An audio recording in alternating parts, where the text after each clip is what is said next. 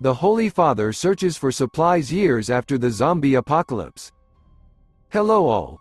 This is Jacobson and this is a brief retelling of the 19th and 20th episodes of the 10th season of the zombie series The Walking Dead. You can see the previous episodes at the links in the video description. As soon as this video gets 300 likes, I will release the next part. Also leave your comments, it will help promote the video. Have fun watching it. Aaron and Gabriel kill walkers in the field.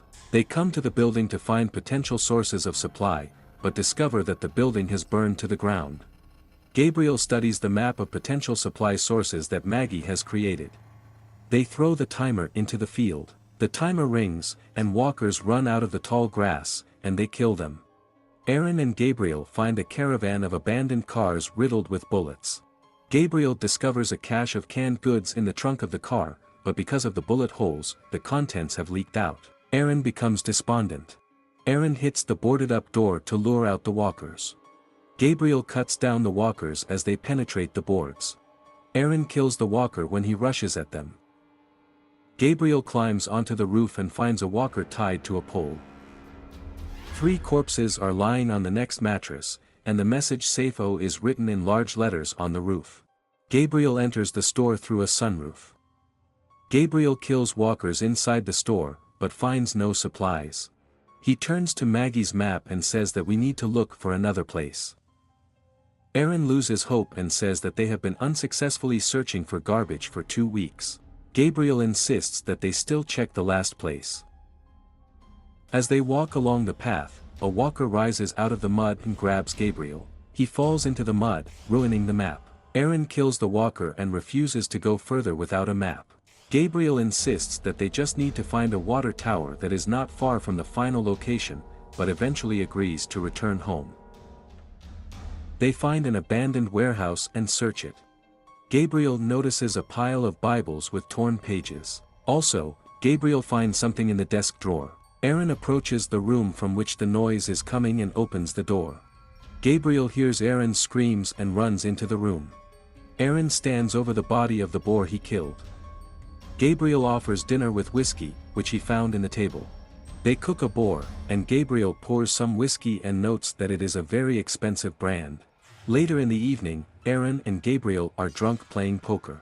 After dinner, they relax, and Aaron dreams that they can return to rescue and recruit residents to Alexandria. Gabriel doubts that life will ever return to normal, and declares that evil people are the rule, not the exception. Gabriel and Aaron are sleeping in the warehouse. Aaron gets up to go to the toilet. Waking up, Gabriel discovers that Aaron has disappeared. A man named Mace watches him from the other end of the room and asks him to bring him a boar. Gabriel sits down opposite Mace and eats a boar. Mace tells Gabriel that he lives in a warehouse and that Gabriel and Aaron stole his boar. He shows that he has a hand with Aaron's mace, and then shoots into the room where he keeps Aaron. Gabriel tries to appeal to the man's faith in God, but Mace says he was just using Bibles as toilet paper. Mace pulls Aaron out of the room and forces them to play Russian roulette. Gabriel and Aaron take turns shooting themselves in the head. Each time the chamber turns out to be empty. Mace explains that he killed his brother and his brother's family after catching him stealing food. Gabriel invites Mace to join their community. Mace agrees and frees Aaron. Gabriel kills Mace with a mace and tells Aaron that they couldn't accept the man who killed his brother's family. Aaron and Gabriel wonder where Mace was hiding. They find a room upstairs filled with supplies. Mace's brother is handcuffed, surrounded by the skeletons of his family. He explains that Mace forced his family to play Russian roulette. Gabriel frees Mace's brother, who grabs Gabriel's gun and shoots himself. Gabriel and Aaron cross the field and see a water tower. Aaron agrees to inspect the last place, and they head to the water tower. Eugene and Ezekiel, Yumika and the princess surrender to the soldiers at the meeting place, which Eugene arranged with Stephanie. A soldier beats up Yumik for resisting. The soldier throws the princess into the train carriage. The princess hears the soldiers putting her friends in other cars, and she snuggles in the corner. She has memories of Yumika's tough encounter with the soldiers, and she calms herself by counting in Spanish and reciting the capitals of the states. She gets a splinter by breaking off the wall. The princess hears Yumika in the next train car and asks how she feels. She offers to call the soldiers to check Yumika's wounds, but she asks the princess to remain calm and obey the soldiers. The princess urges Yumika not to sleep and tells how her stepfather beat her as a teenager. She hears Yumika falling. The soldiers open Yumika's door and tell the princess to be quiet. In the morning, the princess calls Yumika by name and gets no answer. She notices a large board nailed to the wall. The princess rips off the board and discovers a hole in the wall. She makes her way through the hole and sees Eugene in the next car. Eugene persuades her to return and guesses that the soldiers are treating Yumika's wounds. He says they have to earn the soldiers' trust if they want them to help his community. The princess returns to her carriage and puts the board back on the hole. The soldier calls her to come with him. The princess is standing naked in the shower room with her hands in the air. A soldier checks her body for bite marks. He interrogates the princess about her group. The princess refuses to cooperate unless he lets her see Yumika.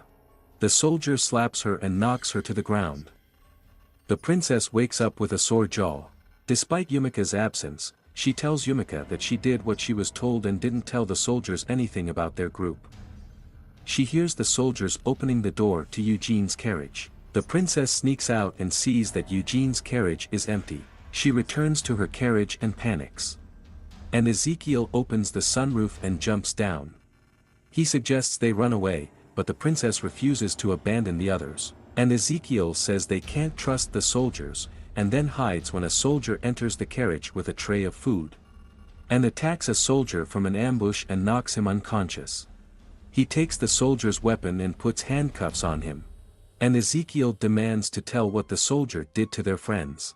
The soldier says that Yumika is probably with a medic and insists that his people can help Ezekiel's group. He explains that he is a simple brute who is tasked with delivering food to the princess. And strangles the soldier and hits him in the face. The princess shouts to Ezekiel to stop. Then she notices blood on her hands and realizes that Eugene and Yumika were in her head and that she was the one who beat the soldier. The princess runs away from the railway yard, but then changes her mind. When she turns back to save her friends, she sees and from Kiel, who communicates with a pair of walkers.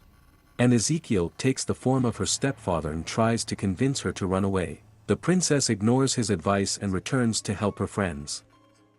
She returns to the beaten soldier and agrees to remove his handcuffs. The soldier admits that he will be punished for letting her escape, and then asks for his gun back. The princess keeps the weapon for herself, but offers to answer the questions of his boss in exchange for a meeting with friends. The soldier agrees. The princess calls the names of her friends and explains that she has known them for only 1 week. The soldier thanks her and asks for the gun again. The princess gives it to him. A soldier knocks on the door. Someone opens it. The princess sees Yumika, Eugene and Ezekiel lined up outside with hoods on their heads, guarded by soldiers.